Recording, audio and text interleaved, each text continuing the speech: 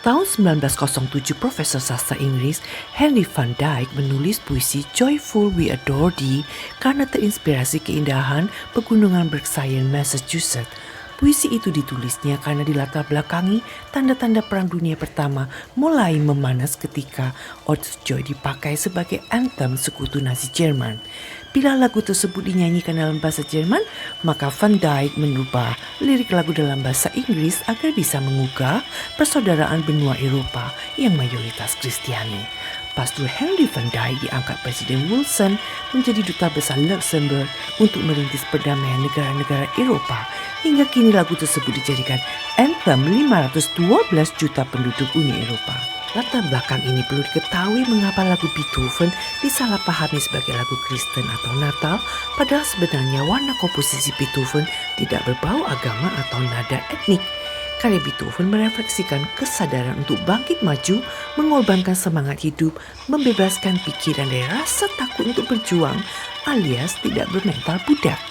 Dalam peringatan ulang tahun Beethoven 16 Desember 2020, musikus dunia sibuk merayakan 250 tahun karya Beethoven, terutama lagu Ode to Joy sebagai karya spektakuler baik dalam jumlah pemain orkestranya maupun terobosan tidak seperti biasanya simfoni menyertakan paduan suara. Ode to Joy sudah dinyanyikan penghuni rutan yang bersyukur atas pembebasan mereka dari rezim Pinochet dengan diterjemahkan dalam judul Hymne à l'Alegria atau Hymn to Happiness.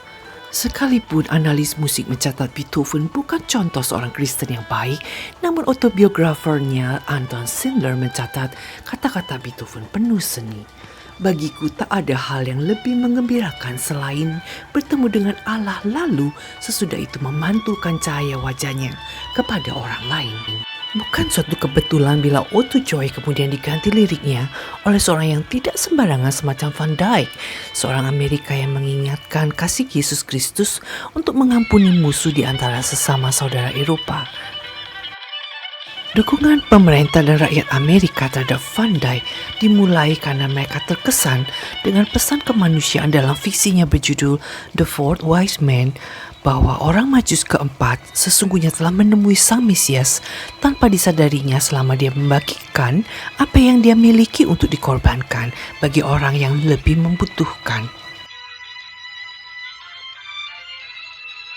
Orang Majus keempat bernama Artaban terlambat menyusul 3 orang Majus lainnya karena harus membantu orang sekarat di padang belantara.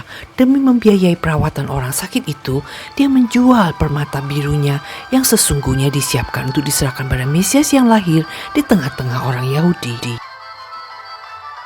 Menurut orang Persia, peradaban mereka dikenal sebagai kepercayaan Zarathustra, di mana pemimpin spiritual mereka menyebarkan pemahaman bahwa hanya ada satu pencipta langit dan bumi yang kepadanya saja manusia boleh menyembah. Panggilan satu Tuhan atau Ahura Mazda ini membedakan politeisme di tengah-tengah komunitas yang mempercayai banyak dewa untuk berbagai tujuan. Bagi komunitas etnis nomaden yang berada di bawah jajahan Raja Persia, termasuk suku Yahudi, menghormati fungsi tokoh spiritual Zoroaster yang mengajarkan adanya surga neraka setelah kematian, obat apa yang bisa diminum bila sakit, hingga meyakinkan adanya Mesias yang membebaskan penderitaan manusia di bumi ini. Kedatangan Mesias begitu dirindukan bisa dibaca dengan kejadian dahsyat astronomi. Zarathustra adalah astronom, bukan ahli nujum atau astrolog. Akhirnya Mesias yang dinantikan bangsa-bangsa dalam masa kegelapan akhirnya tiba ketika orang bijaksana ini melihat fenomena konjungsi Saturnus, Jupiter dan Mars yang terjadi hanya 400 tahun sekali. Tampak pemandangan dahsyat bintang berukuran besar dan terang sekali dibandingkan bintang pada umumnya.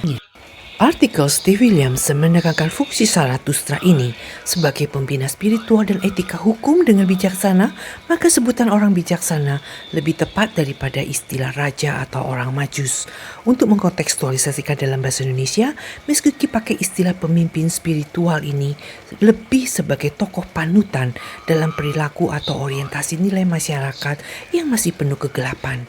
Bila perilakunya tamak, arogan, dan perbuatan tidak terhormat lainnya, tentu masyarakat tidak menjadikan mereka sebagai panutan.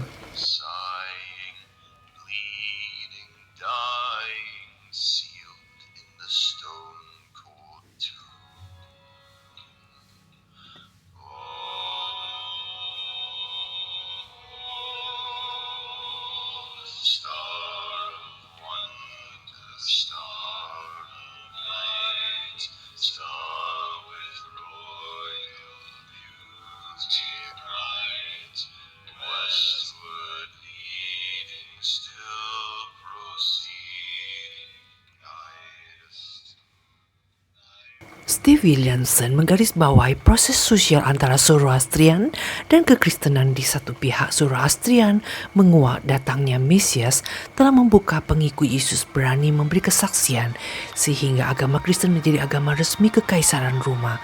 Di lain pihak, Zoroastrian juga banyak pindah ke agama Kristen sejak Persia diduduki Islam lalu memusnahkan apa yang dipandang sebagai penyembahan berhala. Memang varian Zoroastrian sangat beragam. Sejak dipunahkan sebagian tiarap dengan menyembah politeisme komunitas lokal, ada yang menjadi pengikut ajaran Kristus seperti terlihat bukti-buktinya di dalam gua-gua keberadaan orang Kristen abad pertama. Anak-anak dan remaja yang sedang stay at home dengan keluarga kalian, ikuti kelanjutan kisahnya dalam episode yang ke-12.